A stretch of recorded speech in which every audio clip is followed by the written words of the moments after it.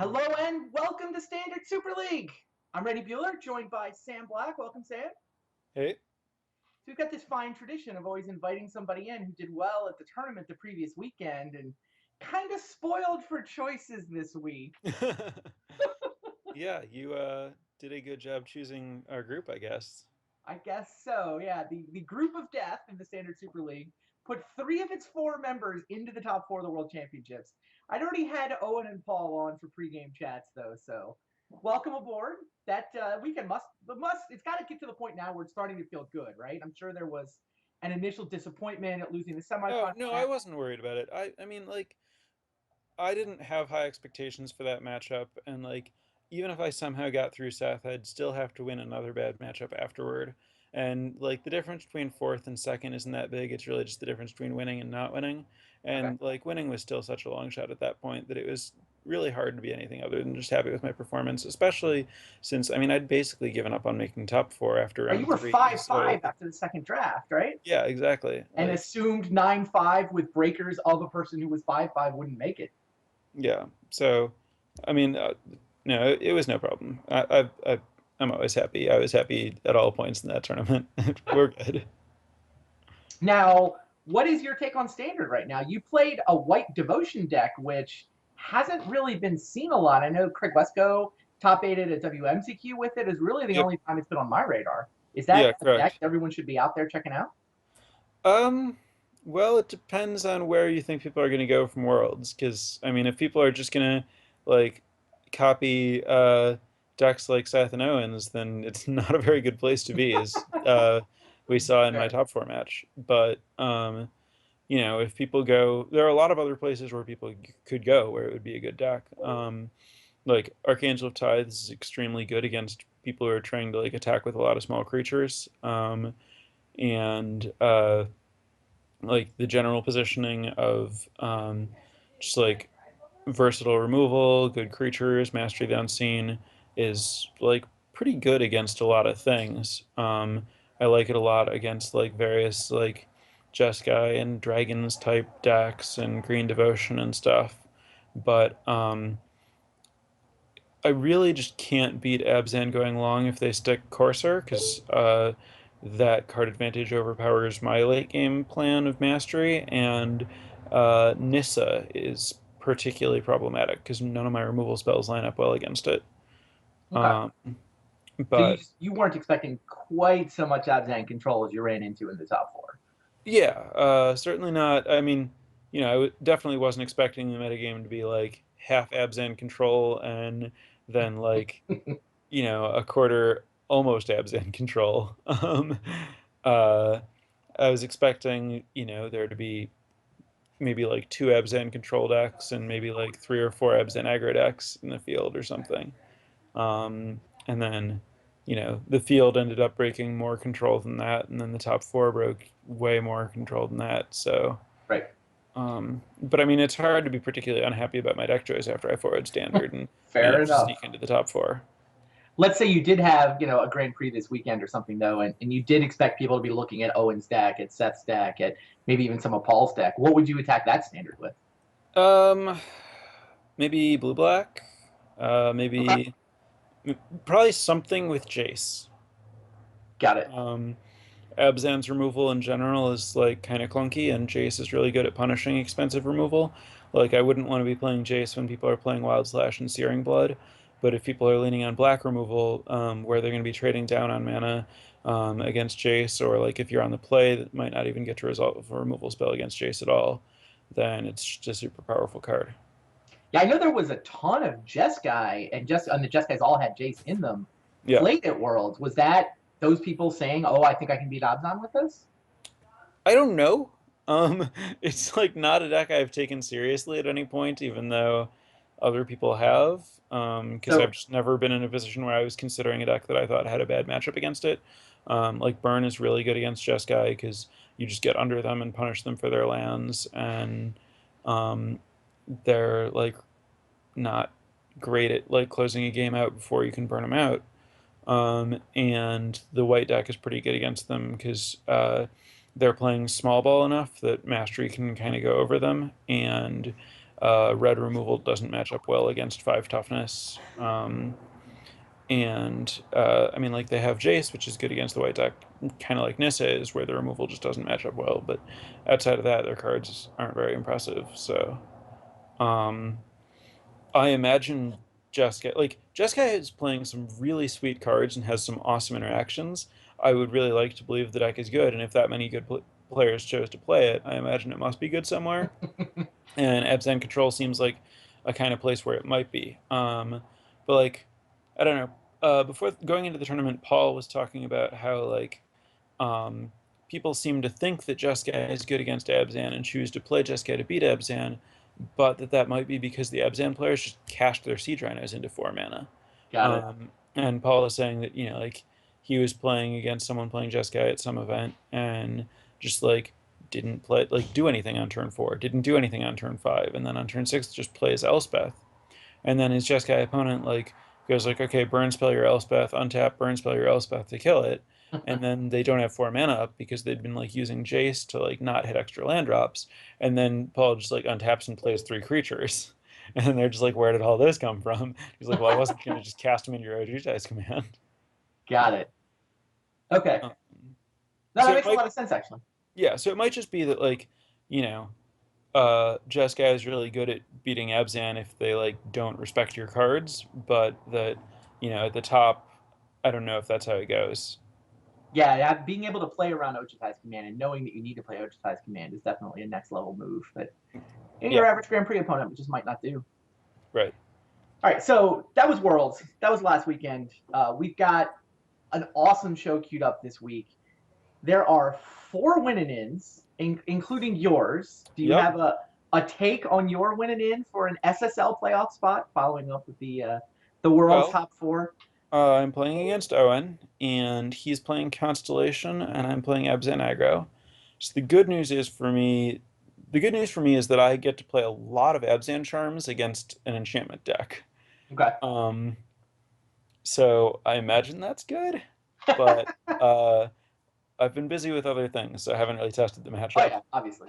Yeah, we should put the standings up just so people can see what's happened here. And it's just kind of random the way the pairings happen to work out. Each of the groups played round robin, so everybody had to play everybody else, and it broke that the 2-0 players haven't played the O2s from their group, and so all of the 1-1s happen to be paired. And we're going to have 4 super clean win-and-ins. There are not going to be any ties for playoff spots, right? Josh is in. Either Gerard or Tom will join him, and that's going to be our first match. Sure. Sam is paired against Owen. That winner will be in. Paul is paired against Brad. That winner will be in 2-1. Now, who wins the group will come down to tiebreakers, and that might be relevant in terms of getting a bye in the playoffs. But the cut into that 6-person single elim is certainly going to be clean. And over in Group C, Gabby has clinched. Paul plays Marshall, so that winner will be in the playoffs. And Kenji and Andrew basically get to play spoiler here and try to deny buys to Josh and Gabby. Yeah, those matchups are a little awkward where they're just people playing who can't do anything for themselves, but that's all Yeah, right. yeah. No, I mean, I think that these guys like to win, show off what they can do. So I'm not worried. It is a little awkward. I agree, but I'm not too Yeah. worried about it. Yeah, but If I the agree that everyone's tiebreakers going to do try. come up, game wins will actually matter. It's most game wins and then fewest game losses. Head to head can break a tie if it comes down to it. We'll go down to pro points if we absolutely have to. I think we've got the detailed standings we can throw up. Yeah, here's the tiebreaker order, and match wins, fewest game losses, head to head if it helps. Lifetime pro points will break it. So you can actually look at everyone's lifetime pro points if we have the full standings. There you go. Yeah, everyone does have pro points. No one is tied on pro points. I don't know that it'll come down to that, but we have a thing to resolve things. If basically if Gabby and or Josh lose, then we'll need tiebreakers to see who gets the buys. The buys. Yeah, Go I was ahead. hoping I was higher in my group than that. Oh well. You've got the edge on Brad. Yep. Yeah, no. If I put you in with the Brewers, you would have been. And I mean, Josh and you both felt like you could have gone either way. Right. A lot of pro points in that group of death, for Yeah. sure. The Super League Championship is the other interesting wrinkle here. If you get a bye into the top 4 of this event, or you win your first round playoff, game to make the top four of this event get to go to the Super League Championship coming up starting in late October. Cool. We should show the 3 players that are already qualified. I, of course, will enjoy this slide, having won the little mini vintage Super League that we already had. So 3 players have qualified via vintage. 4 players will qualify via standard. Basically, the top 4 advance, and 5th and 6th get to play in the last chance qualifier for those last 2 spots in the Fall Super League Championship. But we've also got Modern coming up. So as soon as we're done with standard, we play our standard playoffs next week. But 2 weeks from now, there's no break. Standard Super League, as soon as we crown a winner next week, is going to roll straight into the Modern Super League. And I'm happy to announce the slate of players that we've got queued up to play Modern. It's a 3-week season, so it's going to be a double elimination tournament. And check this out. Super League is adding multiple new continents in this. Tian is going to be playing from Hong Kong. Willie Adel from Brazil. Patrick Dickman is European. Patrick's for Modern, he's going to set an alarm. He's going to be getting up and playing it. I think it works out to be 3 or 4 in the morning. I have no idea what time it is for Lee. This should be fun. That's a good group of players, though. Oh yeah. No, I'm super excited. I thought this came together great. You've got some. And it's great that you got Li Shitian and Patrick Dickman, who are both really known for Modern. Yeah, I was very happy. I mean, those were some of the first guys I reached out to, and it was like, I don't know if the time zones will work out, but if they will, we'd love to have you. And we got Player of the Year Mike Sigerson as well. Sean McLaren, known for Modern. Yeah, This should be awesome. And I have invited Reed in the past. He hasn't had the time to manage to make it into a Super League, but I was very happy to see he can make it in for this one. Great. So you think Lee and Patrick are the most exciting people to watch here, Sam, or you have a pick? No, I mean, I don't know that they're the most exciting to watch. I'm just happy that, I think that there are certainly 2 people who are noteworthy for Modern specifically. But as far as exciting to watch, I mean, Cedric is always fun to watch, and Sure. His commentary should be fun. I don't know who I'm personally most excited for, or who I would pick to win it. It's a lot of good players. It's hard to pick a winner. Yeah, I mean, it's always hard to bet or root against the Duke. I'll buy that. So this starts in 2 weeks. You can see down the bottom, September 15, September 22, September 29. At that point, we'll have our last 3 players automatically qualifying for the Super League Championships. We will take a break for Pro Tour Milwaukee, and then the Super League Championship comes back right after the Pro Tour in Milwaukee. We get to battle for Zendikar standard for that. And what will the formats of the Super League Championship be? It's going to be standard. It'll be battle for Zendikar standard. Okay. So right after the Pro Tour. Basically, the LCQ is 2 days after the Pro Tour, and then the championship itself is 9 days. Starts 9 days after the Pro Tour. There you go. There's your Modern Super League bracket. I've been sitting on that one for a little while. I'm happy to finally reveal it because I'm psyched. I think that's going to be a cool mix of players to watch. Yeah, for sure. And yeah, we're doing the same commentary shtick that we're doing here, where everybody will get to take a turn in the booth, get to hear everybody's perspective. Awesome. So I think we should be pretty close to getting our first match together. We can throw the schedule up real quick and just take stock of what's going on here for standard. First up is a win and in. It's going to be the match between Gerard Fabiano and Tom Ross. So one of those guys will join Josh Utter-Layton in the playoffs out of the Brewers group. Well, we can talk deck lists. I don't know if this is a matchup you have a take on, Sam. It's Bant Heroic versus Sultai Control. I think that's going to come down to how much cheap removal Gerard has, probably. All right, we can look at Gerard's list. Yeah, let's do that. So I like Jace here, because it's gonna live. Um, and also, I mean, the plus ability on Jace, kind of forces Tom to like do something to get guys big enough to attack, but also, I mean, that's kind of what he wants to be doing anyway. Um, Mhm. it looks like so Gerard's removal is 4 Sultai Charm, 3 Downfall. Those aren't going to be great. He has 2 ultimate prices, which is good. Does he have more of that on the board? Languish is not ideal. 1 Bile Blight, but he doesn't have more ultimate prices. And I guess ultimate price also has issues with not being able to kill Hangerback, and I guess most of his creatures are monocolored, so ultimate price is where you'd want to be. Um, so I mean, this to me looks roughly like the kind of, I mean, short of just like Green Devotion that can't interact at all, this looks like the kind of deck that the heroic deck is built to punish, where um, Got it. Gerard's removal is pretty expensive, and his like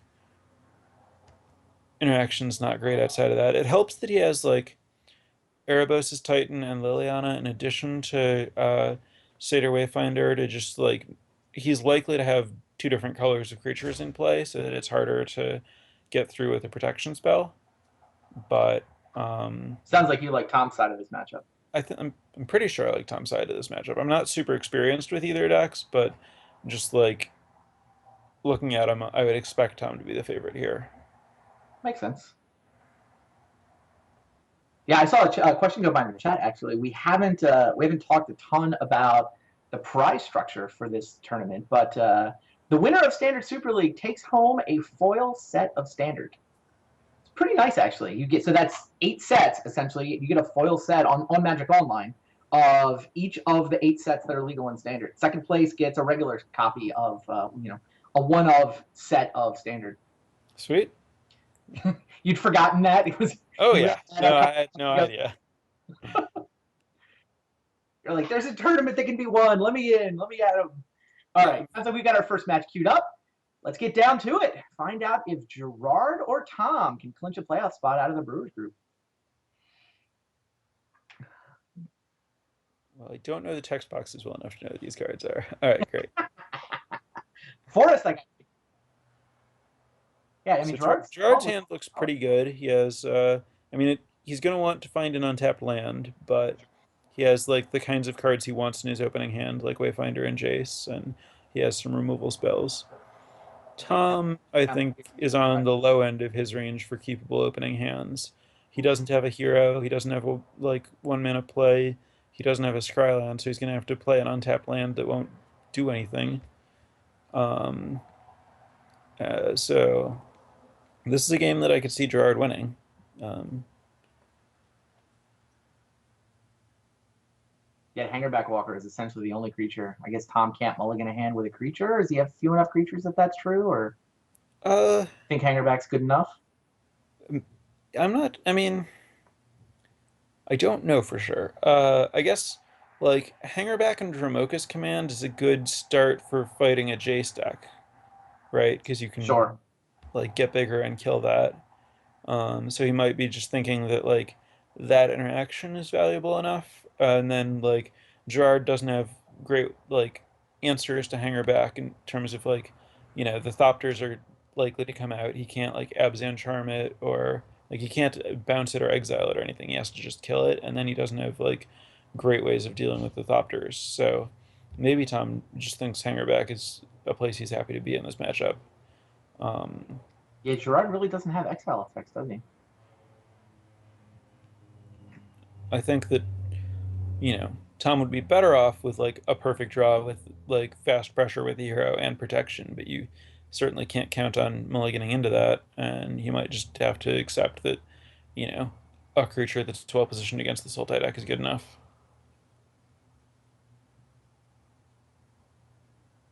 Yeah, certainly seems to be what he's decided. So here comes a 1/1 Hangerback Walker. Now that Satyr Wayfinder actually means Gerard can flip his Jace, ignite his Planeswalker Spark before Tom ever gets a chance to kill it with Dramoka's command. Oh yeah, that's big. I assume that's Gerard's turn 3 play. Wayfinder into flip Jace? He might Or just want to snap off that hanger back and stop it from growing. I could see going either way, but it looks okay. like he's going to go your way.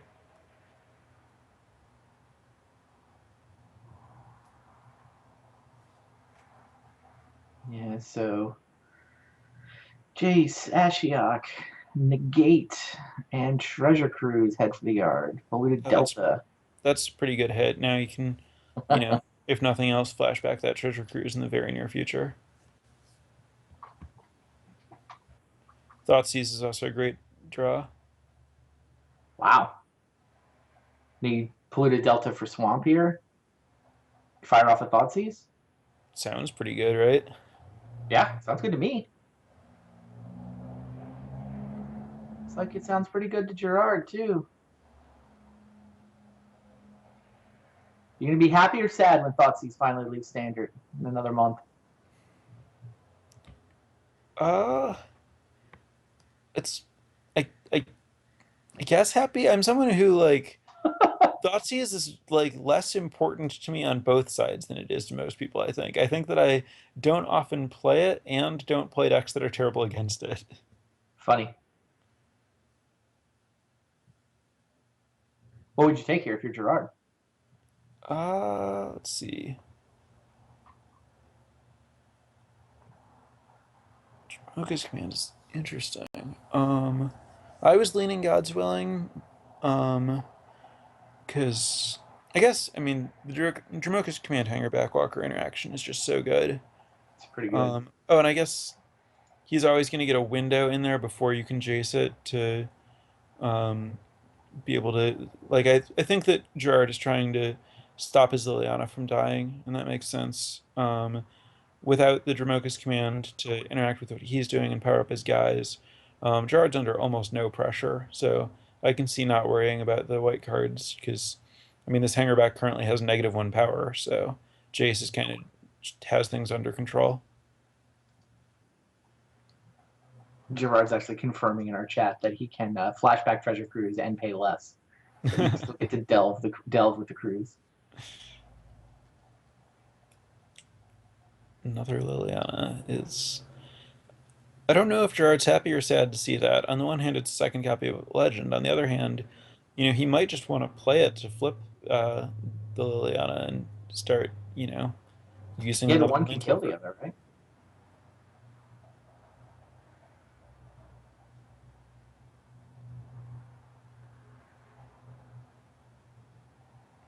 Kind of, I'm interested. All right, so yeah, I think his plan is to just ignore the hanger backwalker because it's going to be so long before it can do anything that Gerard might just have complete control of the game by then, rather than trying to kill it and fight through the Thopters that he doesn't necessarily have a great way to deal with. Interesting.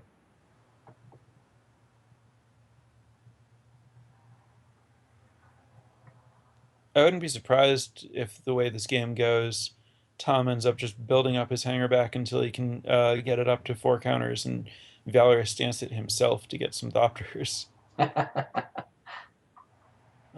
I think just like one ground body isn't going to do anything against this Wayfinder that Gerard would love to chump block with, which will make a zombie that he'd love to chump block with. Then Liliana can get back the Wayfinder, and I mean he's just never going to get through.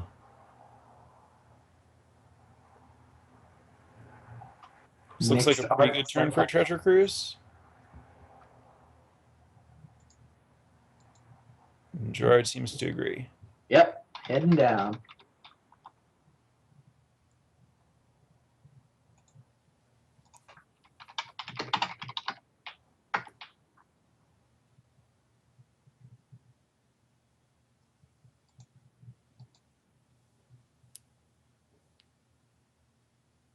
Wow.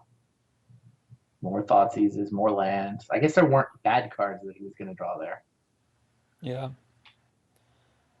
Yeah, I don't know. I think that what we're seeing is Tom, getting punished for keeping a hand that was this, like, mediocre. Like, it just didn't have the fast pressure that I think he really needs in this matchup to stop Gerard's Planeswalkers from taking over. And, he was leaning on the fact that Gerard can't easily answer Hangerback, but I think what we're seeing here is that Gerard doesn't need to answer Hangerback. He can just, like, have chump blockers and what's this hangerback really doing?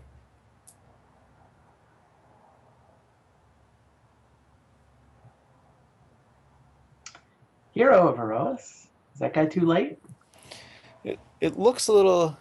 It looks like too little, too late to me, but um, Gerard's certainly not about to kill Tom, so maybe just like getting a hero with some protection spells will eventually let him power through. But it's still hard to imagine from where we are right here.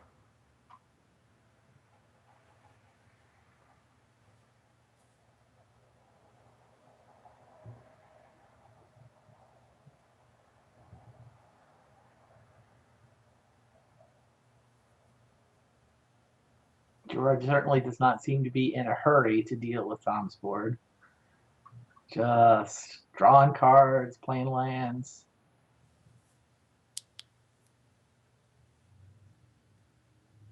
Guess he's out of lands here.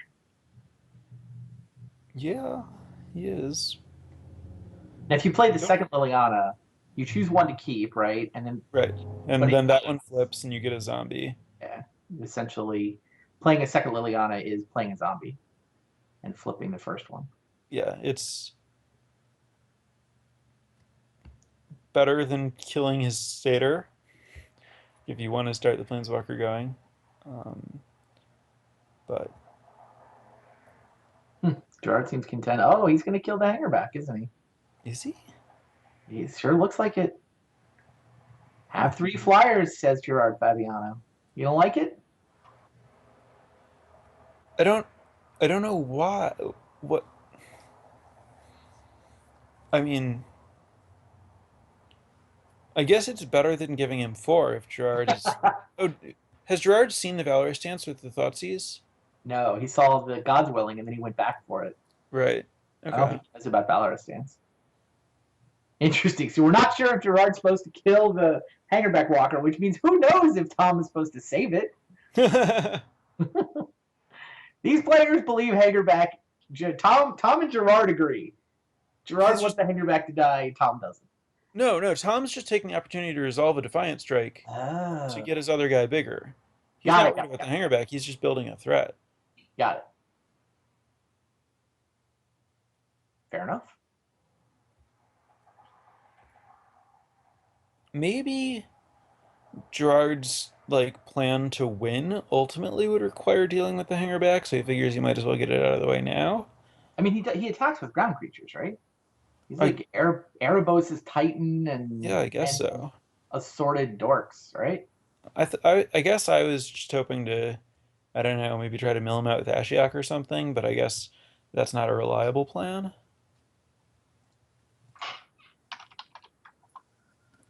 This is an interesting approach. I really don't know if it's right.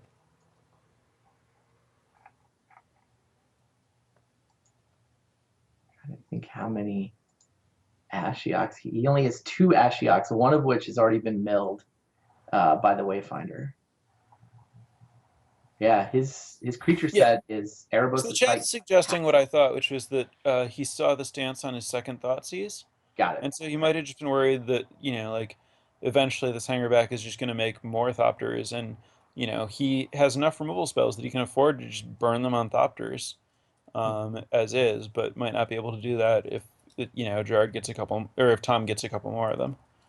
Um, so it might be that he just felt priced into fighting through it this way eventually anyway, and I thought mean, this was the easiest way to Jace's ultimate could actually be a path to victory. I mean, he's now found an Ashiok, so it's even easier to mill. But Jace's Yeah. ultimate isn't a crazy way to win.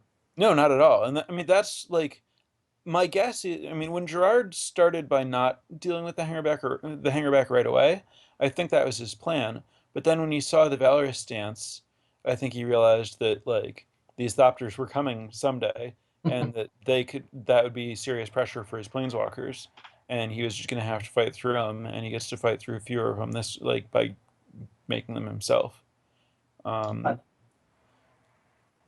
he could have just like taken the Valorous stance instead, but then there's always just the chance that Tom draws another one.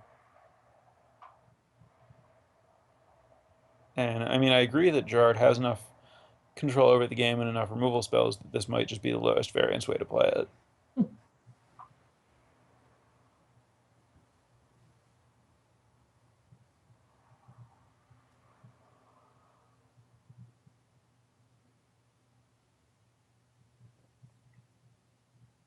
This turn's a little scary though, right? Oh yeah. I mean, this is what I was saying originally, is that, you know, Gerard's missing land drops here, and all of his removal spells cost 3. So when he's giving Tom a whole bunch of different threats that he's trying to deal with, in addition to just the normal difficulty of fighting through the baseline heroic creatures, he's definitely putting himself under a lot of pressure to be able to do a lot of things. But, I mean, having 3 active planeswalkers is a good place to be when you need to do a lot of things. Those are all, you know, like little extra spells you get to cast. Why did the one Thopter stay home? Because it was minused by Jace, Oh, of course. so it had no power. Deck lists. That totally makes sense. Lily's making each player discard a card. I assume he's discarding one of his planeswalkers here. No, he discards an extra removal spell. Alright. I guess he can just put out the planeswalkers and not worry about the legend rule and, you know, be able to flip Jace on his terms when he needs to. And that, you know, like, Tom is currently in a spot where he can pressure Gerard's planeswalkers, and if Gerard just has backups ready, then there's no point. But he also can't necessarily afford to just ignore all these planeswalkers, so it makes sense. It's a more mana efficient turn though. At 5 mana, Jace plus a removal spell works out. Yeah, yeah. I mean, I think if I'm going to discard a planeswalker, it's certainly going to be Liliana. Yeah. But, I mean, these removal spells are certainly potentially low value, and he has a lot of them, so I don't hate discarding them. And it just keeps his options open, right? Like now he has 3 different cards in his hand instead of 2 different cards. And if he's likely to just plus Liliana again and discard another one of them, then he gets to just make the decision with more information.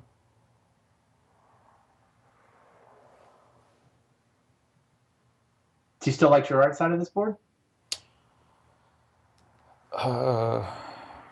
Who's ahead right now? I think Gerard's ahead. He has 3 active planeswalkers. That's so many. And, like, Tom's board is good, but his hand's not great, and, like, none of his guys are huge. I'm not in any way counting Tom out of it, but you know, as far as just, like, the deck's doing what they're trying to do, Gerard's deck is definitely doing its thing more than Tom's is doing its thing. But you know, I think that, you know, there's some amount of room for, like, Gerard's deck to be performing a little above its expectation compared to how much Tom's deck is performing relative to its expectation if Tom is the favorite, as I thought going in. So I don't know. Maybe Tom's deck, you know, is scrappy enough to get out of this kind of spot, but I kind of doubt it. All right, Zombie blocks hero. Thopters are coming at Jace, right? Okay. Oh, it looks like 2 at Jace, 1 at Ashiok, actually. Sure. So now we're seeing, you know, Gerard getting paid for putting the other Jace into play. Now he just gets to flip it and make another. I assume this is going to be a Valorous Stance Protection.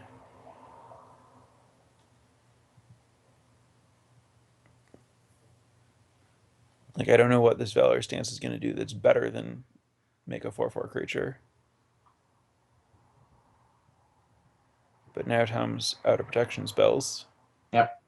Which, I mean, Gerard doesn't know that yet, but Gerard can plus and put Tom on no hand, right, while keeping a removal spell. So it doesn't matter that Gerard doesn't know Tom's hand.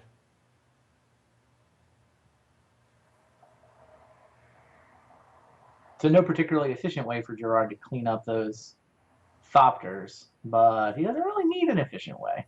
Yeah, I mean, you don't even need to clean them up. Like, his planeswalkers have so much loyalty, he has so much life, you might be able to just ignore them. Discards the backup Liliana to her Planeswalker form's ability. Ashiok keeps going up. It's interesting to see whether he's going to kill Tom's creature or play his own. I suspect, yeah, he's going to kill the creature while he has the window to do that, which I like. Yeah. And does he want to flip Jace now? Okay, so there is Well, yes. the options were to flip Jace now and be able to start plussing it, or to block with it and then flip it as a free chump. But plussing it is so close to a free chump, and he gets the loyalty out of it that it seems better. And it turns out he looted his way into an ultimate price. Yeah, which is great. Having a removal spell that he can play while Tom has no hand with his 2 open mana. I mean, that was the only card that lets him do that, and it's much better than anything else he could have done. Is he going to let Tom draw? I was wondering if he was, and it looks like maybe he is. Yeah, I might have picked off that Seeker while the coast was clear. Yeah, but I mean, he can clear the coast anytime with Liliana, and he might get, just get a 2-for-1 here if Tom feels like. I mean, because Tom is going to feel pressured to cast whatever he draws, since Liliana can make him discard it. That is true. And by saving the ultimate price, you just are setting yourself up to be able to, take advantage of a 2-for-1 there. How about that? It makes some sense. In fact, I'm pretty sure it's just right, since there's like no spell that Tom can just not cast while Liliana is active and he has no other cards in hand.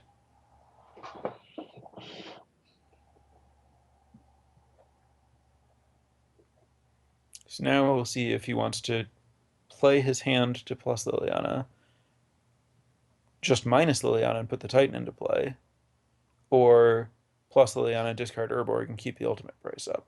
I think all of them are reasonable. And it looks like he's just getting a Titan. Return target non-legendary creature. And I'm pretty into that. Like, you could just go for the Liliana emblem here, but all that's really doing is making a Thopter attack Liliana. And, Gerard's in control enough that he can just get a Titan and start killing. And plussing Liliana isn't, making Tom discard a card. So it's, not an exciting activation of a Planeswalker. It's just setting up for an exciting activation, but he doesn't need to go that big to win it. We're at the point where Gerard feels safe attacking. As if it wasn't clear that Gerard is now in control of this game. The zombie attacks. Yeah. Sending a message more than doing damage, honestly. Like, there aren't a lot of spots in Magic where you're really just sending a message because you don't want to give your opponent a message. But, like, that 2 life is completely meaningless. He's actually just sending a message. This is our first match of this evening. Winner goes to the playoffs. Got 3 more winning ins and a couple people playing for buys coming up.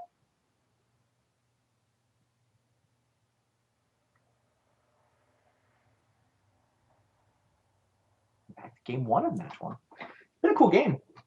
Yeah. I mean, it does feel like Tom has to have a relatively slow draw for Gerard to actually establish this Planeswalker control. Yeah, but he did. I mean, we're getting to see Gerard's deck do its thing, and its thing is awesome and it works. And I mean, Gerard's kind of been in the driver's seat this whole way because Tom's hand was so slow. But I would definitely like to get to see both decks driving the narrative of this game. And if my original instincts that this is the deck that gets to do it less often is getting to do it, that's sweet because it just means that it's more likely that we get to see both decks do their thing.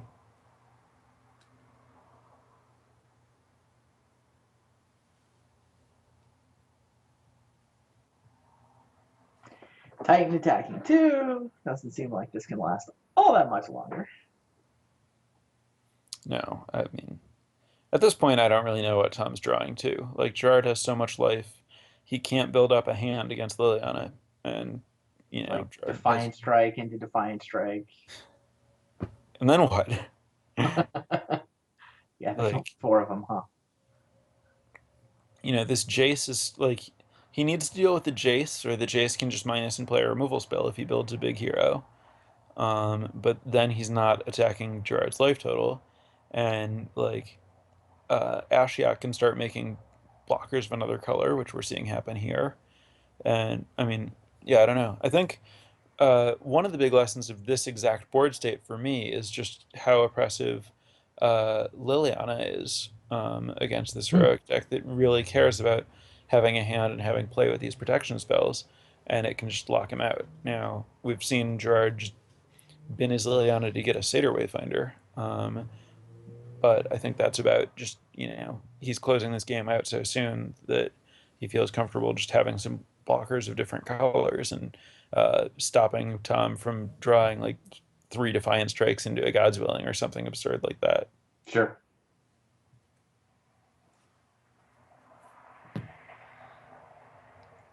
Doctors just keep chipping away, but they were not good enough. Yeah, yeah. I Hangerback think Walker and a couple of tricks does not seem like a good enough draw. no, Respect. not at all. And I mean, what might be happening here is just that Tom maybe also thought that he was a big favorite and just didn't respect Gerard's deck enough to think that he needed a good hand. If he just thought, well, this is a hand that can play a game of Magic, so I can Yeah. probably win with it. Um, and now he's maybe seeing, no, you need a little more than that. These planeswalkers are a real threat against you if you don't have early pressure.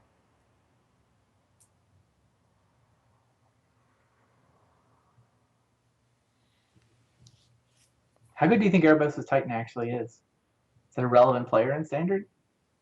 Uh, well, I mean, it has the right numbers to beat Siege Rhino, which is a good baseline for a 4 drop. Um, and I mean, at this point, I think a lot of the question is how good is it going to be post rotation? Mm-hmm. And it's definitely, I mean, so it's a powerful enough card that it could be a player. On the other hand, I don't know how I feel about black, black, black post rotation in a world where we're getting, fetchable dual lands. Um, Vegetable Dual Land seems like it'll be fun for what 6 months they overlap, right? yeah, and that's like a pretty strong argument against uh, playing a triple black card unless the man is just so good that you can play multicolored triple black cards. And I don't know that it isn't, but um, I don't love. I mean, I've been someone who's been playing monocolor as much as possible, and that's because the multicolor decks are so slow right now. Mm-hmm. But fetchable dual lands is a really big game when it comes to reasons to not play monocolor. Got it. Flashing back, Sultai Charm. Tom down to 3, but playing it out. Yeah, I mean, he's playing it out, but that's just because, when you're playing this kind of thing, you never know if you should concede or if you should be like letting the spectators see the game come to its natural conclusion. I'm sure Tom doesn't think he's gonna like has any chance to win this game. Sure. Certainly. Stubborn denial. It is certainly nice to get like you said, get to see the decks do their thing. Yeah.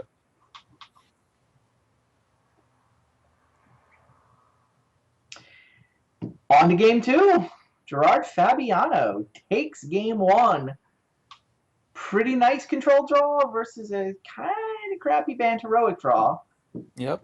Now, what happens after sideboarding? I'm curious as to, you know, how Tom feels about Hangerback Walkers in this matchup and like whether he thinks that they're hard enough for Gerard to deal with that he wants to keep them in, or whether he thinks they're too slow after seeing like how they can just not matter in that game, and whether he wants to like move away from them. And I mean, he has other creatures he can bring in, Monastery Mentor, Stratus Dancer. I He's assume also that. got this treasure cruise option. I mean, is this a matchup where Yeah, he can you try to want to? grind. Right, right. Um, Does he think he can outgrind Gerard?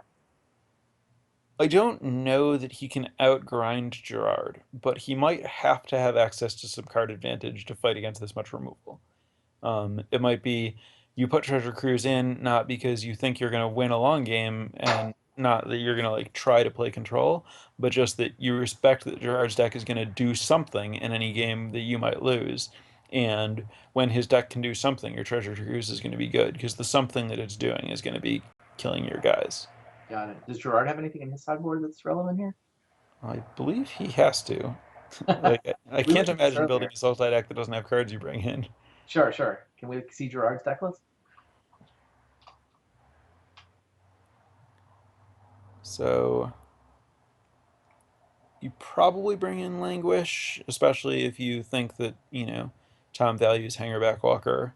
Dragon Lord Silumgar is really good against Hangerback, but not great against the rest of what's going on.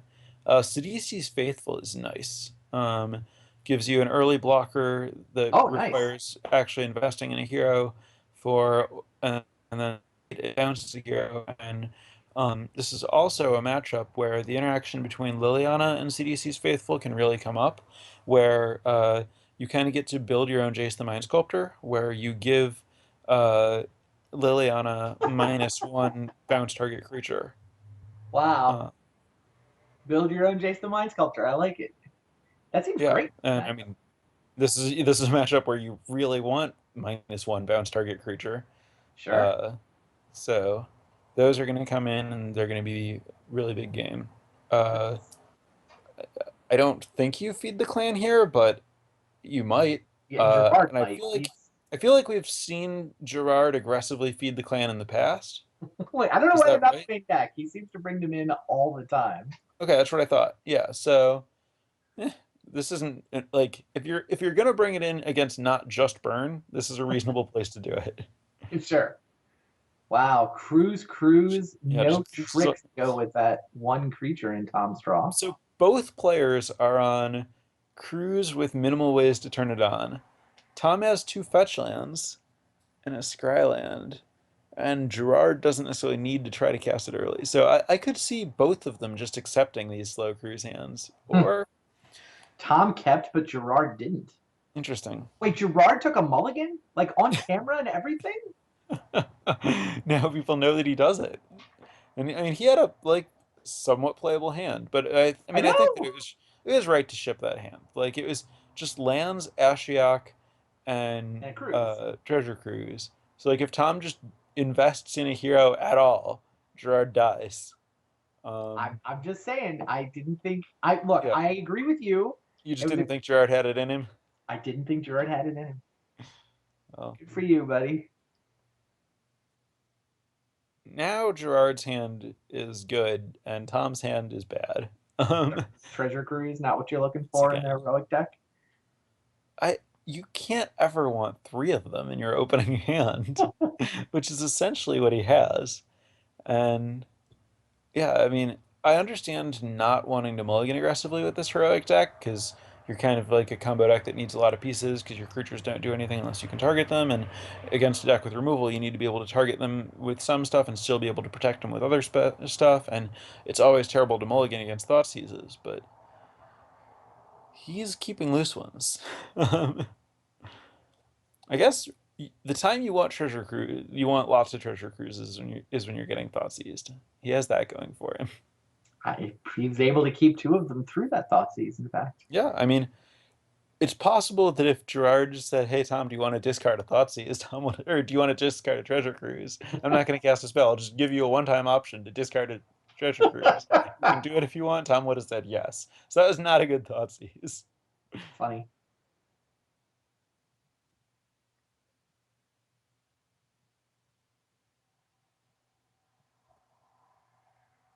Jace was a great draw.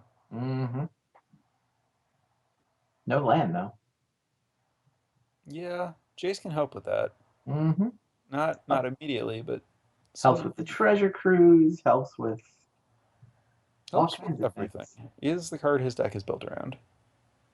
And meanwhile, Tom has N04. Oh, okay. Here we go. That was a good start. Now we can actually get Yes. something going. Although Defiant Strike on top of this deck too. I assume that goes straight to the top.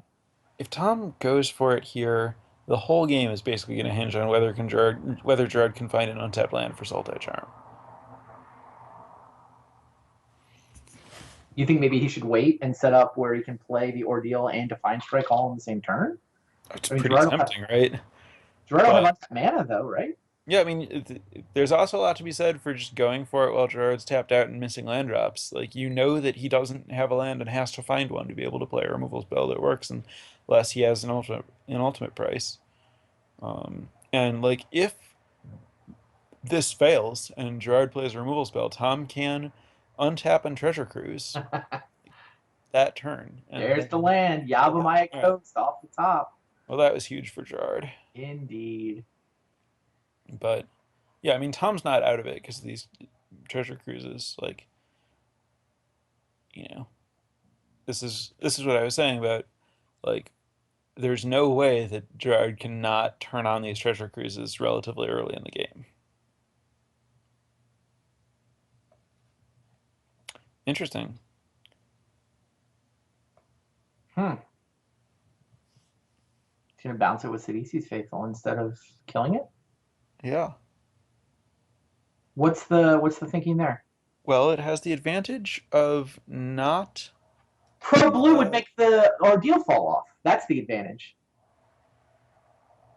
right? Well, like either one gets rid of the ordeal. This just like doesn't put a card in the graveyard for Cruz, which might matter. But no, if Tom had a God's Willing, he could give protection from black or something to counter his Sultai charm. Oh, I see. You're saying right, right. Yes, this plays. Yes. Okay. Yeah. All right. I love that. That was really clever. I Yeah. didn't. Yeah, if God's Willing is nowhere near as big a drop blowout the way Gerard played it. Yeah. No, that's absolutely right. Like if Tom goes for it there, Gerard has to think you might have God's Willing, and it's definitely the best thing he can have. And God's Willing is a complete blowout with Sultai Charm, but if it, get you God's Willing against the Seas, who's faithful there, who cares? All right, fine. Still got rid of the card you really care about. Yeah, that was a great play. Meanwhile, though, Tom does get to Treasure Cruise. Yep. He also got to replay his Lagana Band Trailblazer, pointed a Defiant Strike at it. Not a bad time for a Thoughtseize, although he might want to just, if he doesn't draw a land, take the window to resolve Sultai Charm. Yeah, I was a little bit surprised that he discarded the land last turn to chase. I might have kept land number 4. I like land more than the average person, but I feel like this turn is way better if it's Thoughtseize plus a removal spell, right? Right. He's going Thoughtseize instead of a removal spell? Unsure, it looks like. Now I'm starting to think he was on Thoughtseize and then changed his mind. He might be on Thoughtseize Treasure Cruise here. Okay. Is there anything interesting he can chase?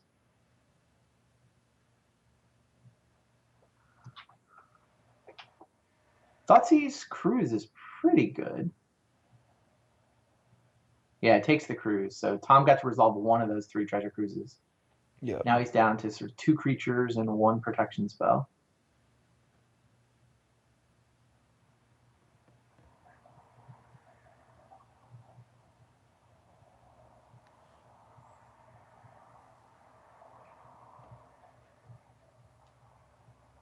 Yeah, I guess Tom must just keep hands like that and win with them. Because, I mean, you can't win as much as Tom wins with Heroic if you're mulliganing all the time. So, Still no land.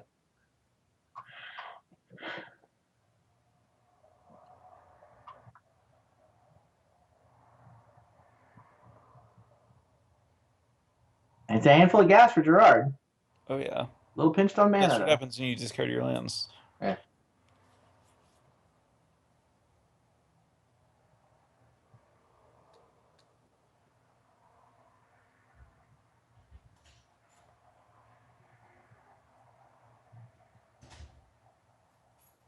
Now, how does Tom play this?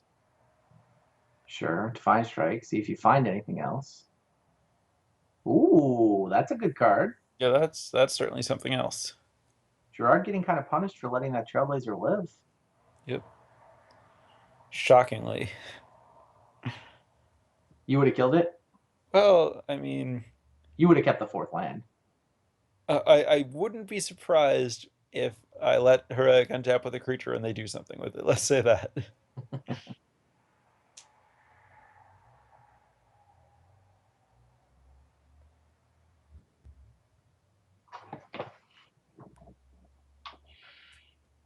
All right, so Tom has the ability to put the Ordeal onto his Trailblazer. That gets it to 3 power. Attacking gets it to 4 power. And lets him draw 2 cards. And then so the question is whether he wants a Johnny's presence to kill the Jace. And I certainly wouldn't unless I draw into another protection spell. Sure. which means you can't attack the Jace. Well, I guess you can because you're stopping You a flashback either way. whittle it down, right? Definitely interesting to see which way he goes. Because Draw Gerard's hanger life back isn't and terribly land. high either. What is he attacking? Which way did he attack? Can we see that? It was Jace. Yeah.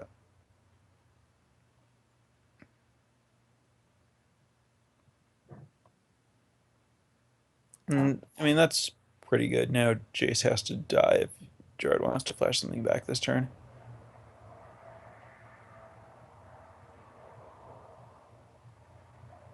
All right. Wayfinder. Tom really doesn't want to get thought seized here, so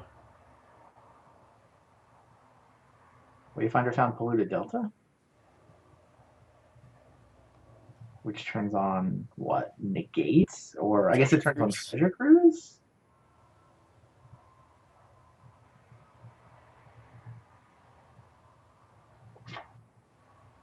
Cruising here seems fine. Are you going to discard if you cruise here? Because the 9 cards, he's already played a land. Fair. He goes to 8 cards. Oh, 8 cards, sure. Still.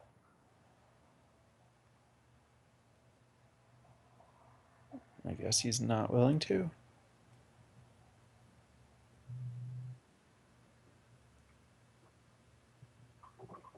How much value do you think leaving up negate gives him? Not a whole lot else he could do here, right? He's going to Yeah, I chump mean, it's stuff. not like, he certainly doesn't want Tom to resolve another ordeal of Thassa or something, so it's definitely not bad to have negate up.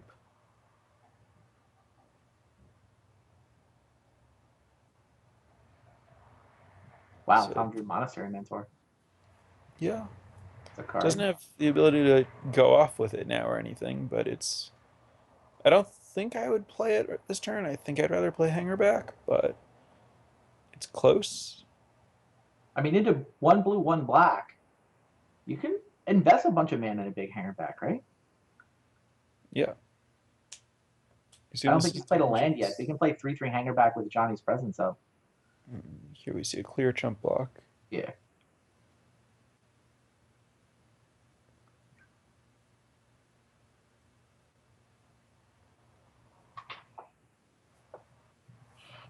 Yeah, I like just making a 3/3 hanger back.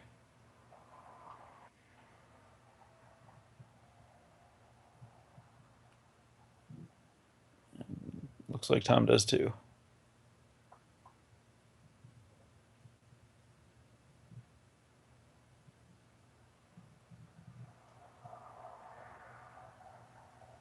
Three hanger back walker. Gerard draws a Seder Wayfinder. It's pretty good. He's still in the market to chump block. And find lands. Yeah. Gonna start with a cruise though. Respectable. Would like to start killing things. Land, Den Protector, Sultai Charm. Yeah, so a land and some cards. Doesn't really matter what those cards are at this point. He already has all the cards he needs. He just needs mana to make plays. Just gonna go Wayfinder here. Now we've got another land. Wayfinder here, just Instead of interesting. removal I guess. Yeah, I mean, Tom's representing that he has an answer to a removal spell, so maybe Gerard just has to take this as a building turn. Try to get to enough mana that he can play a removal spell and a negate in the same turn. I think Gerard even knows about that at Johnny's presence. Oh, okay.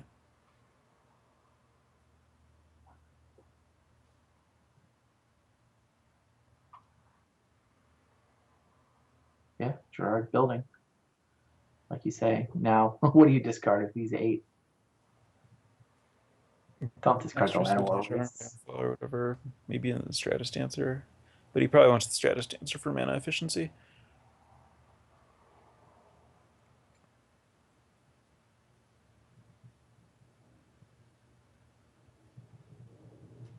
Yeah, discards an extra Sultai Charm. Sure. He does have a lot of that effect, both in hand and in his deck. Yeah, I mean, I think he knew he'd be playing Andrew Cuneo one of these rounds. Figured Sultai Charm would come in handy with whatever Cuneo brewed up.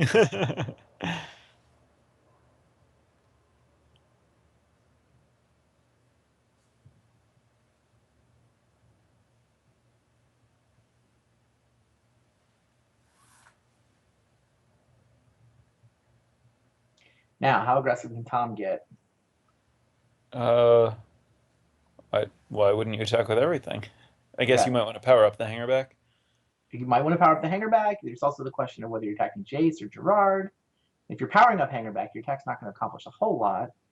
Yeah, I mean the hangerback only has one power, so that's probably powering up. Um, Yeah, I mean, Trailblazer's getting chump blocked. It's just, you basically just got the hoplite. yeah, and you don't want to burn off your Johnny's presence here, I assume. I don't think so. And I mean, you could also commit Monastery Mentor to the board, but he knows that Gerard has Languish in his sideboard. Yeah, but So at his least board's pretty good against Languish. that's true. You can afford to have the Mentor be the Languish food. I'll buy that. Right, like you lose the mentor and the uh, hoplite, but you get Thopters and oh wow, he's attacking with the hangerback. At one power. Is he attacking Jace or is he attacking Gerard? I wonder if that's about wanting to keep Strive on his Ajani's presence up.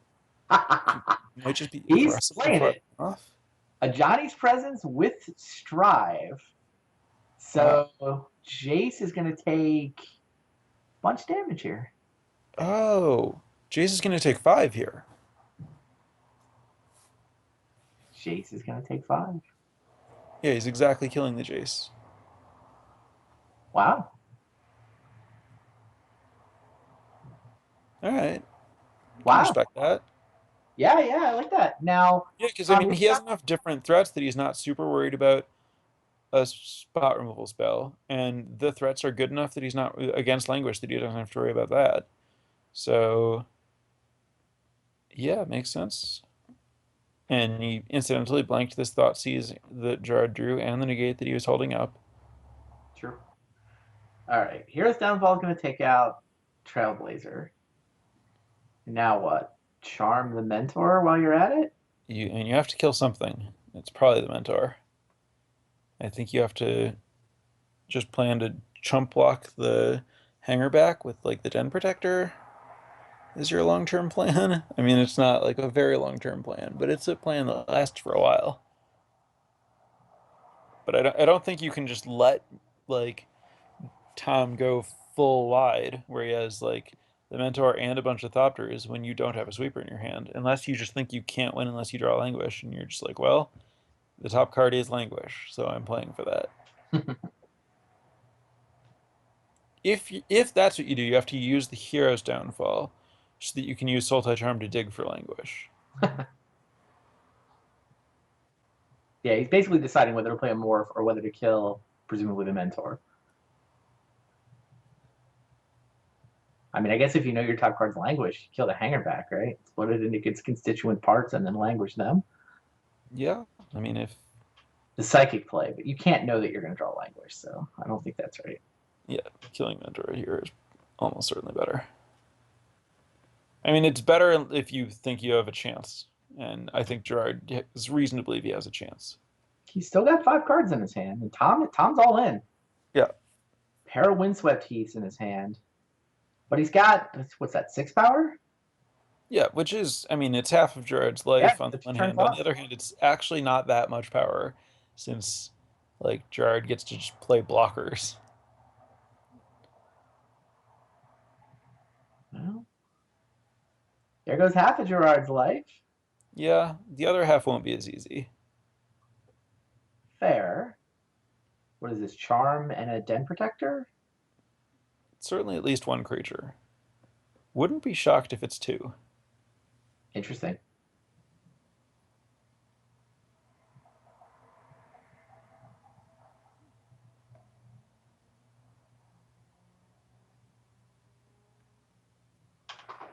Well, it's 1. Tom draws a Forest. Certainly a bit flooded this draw. Yeah, I mean, Forest he is kept not a easy. land heavy hand. And he kept land at the end, and his deck just has a bunch of card draw in it now. And Yeah. so, I mean, the deck is positioned to just eventually draw into lands. It has to have Still, enough lands to get all of its colors early, it is and then 9 it, spell 11 land, though. yeah. I mean, he certainly hasn't drawn perfectly for the last few turns, that's for sure. Right. So you just turn them all sideways here, or what's the plan? Do you want to let him trade Den Protector for Hangerback? Apparently not.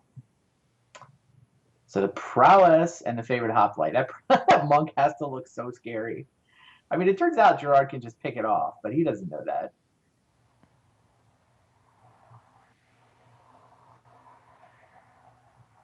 That's the block, though, right? You don't particularly Well, want. so he has the Sultai charm, so he definitely wants to induce Tom to play something. Yeah.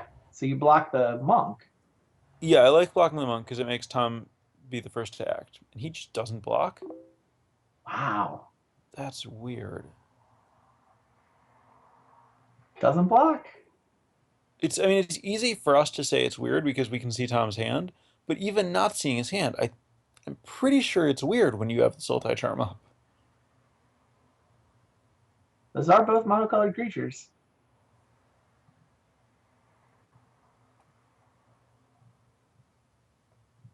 I mean, I guess he was figuring he's going to negate something rather than Sultai Charm something. And then the prowess trigger is going to kill his Den Protector before he gets to flip it. Ugh.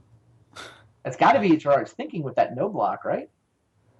I mean, or he was trying to induce a play and thought that he would be more likely to induce a play by not blocking and just letting like Tom try Blocking to a 1/1 lethal it. with prowess has to be the best way to get Tom to move. Yeah, I really don't like. I might be missing something. There have been times where Gerard's plays have seemed weird to me, and then like we made sense of them a little bit later. But Right. this one I don't get right now. Yeah, now Gerard just has to top deck a language. He's killing the Hangerback Walker. He's on 2. That's not a languish. There Now, isn't a languish in his graveyard, right? Like there's something that's double black in there, but I don't think it's a languish. But I'm not totally sure because like he rolled over something with a hanger back, and I can't tell what it is. Like the card that's right above the Sultai charm. oh, he has a languish in his graveyard? Oh, okay, that is a languish. All right, well then this all makes a lot more sense. Hooray! There we go. We didn't see the languish in his graveyard. So Den Protector gets languish. Now Gerard's play looks awesome. Great. Kill the Hangerback, split it into its parts, flip the Right. Den Okay. Protector to get the languish. That all makes sense now. Right. So he didn't block because he wanted Tom to do nothing because he wanted to be able to kill the hangerback so that he could get back Languish and cast Languish.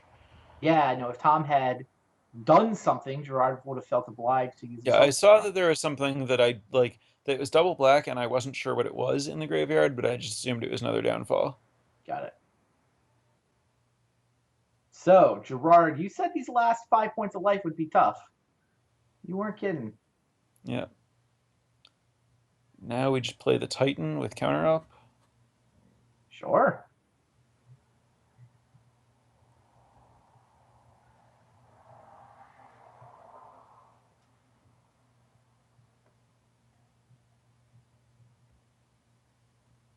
Five five with a negate. You don't play Stratus Dancer because you want to keep negate up. Next turn, it Oh, goes to for sure. Stratus Yeah. Dancer. No, there's no way you can cast Stratus Dancer here.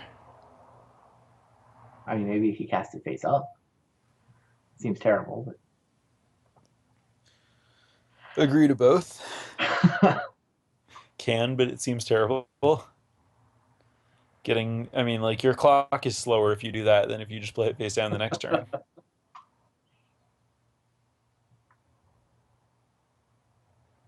Gerard goes to 1. Doesn't want to draw that swamp. Sidisi's Faithful. Interesting. I wonder if you just cast Sidisi's Faithful here.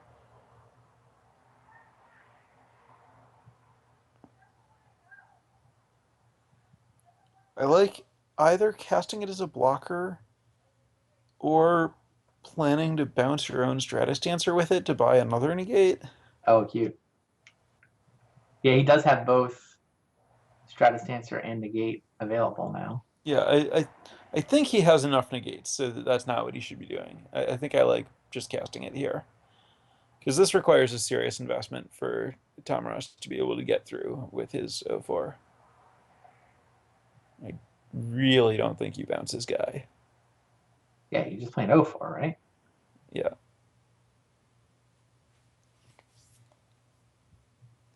Wow, this match has been really interesting.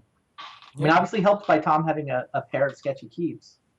Yep. Or sketchy draws, anyway.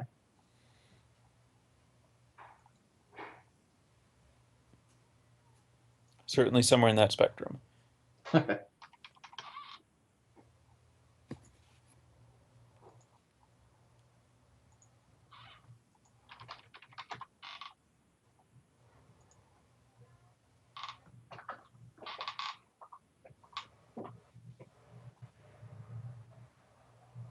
Go for his back.